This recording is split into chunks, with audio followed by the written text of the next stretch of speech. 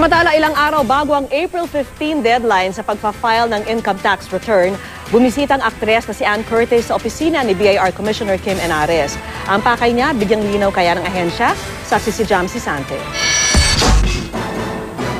Kinumpirma ni BIR Commissioner Kim Henares na nagpunta sa kanyang opisina nitong Martes ang artistang si Ann Curtis. Pero hindi raw sila nagkausap dahil wala si Henares noon sa opisina. So hindi ko alam kung bakit siya pumunta sa opisina. Oh. Why don't you ask Ann Curtis? if she will tell you, that's her right. Nang tanungin kung iniimbestigahan ba ng BIR si Curtis, whatever things we're doing, whatever it is, or whatever it is we're not doing, these are all confidential. No?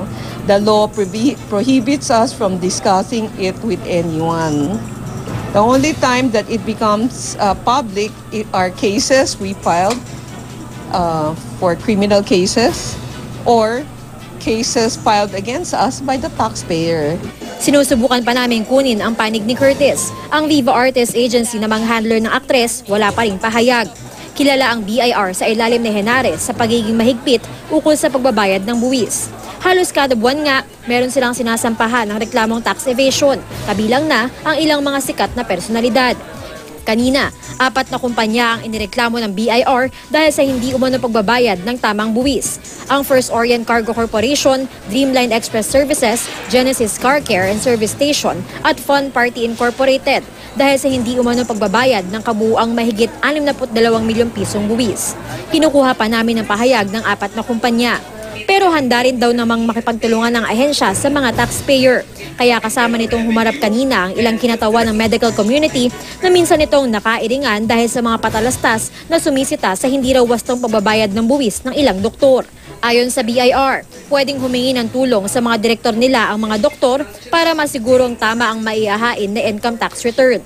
Muli namang paalala ni Henares sa publiko, magbayad ng tamang buwis, mag-file ng ITR bago ang deadline ng alas 5 ng hapon sa April 15. If you are late, no, you still have to file.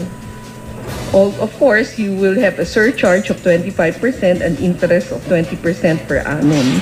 But that's better than if you did not file and we catch you because there's a jail term. Ako si Jamsi Sante, ang inyong saksi.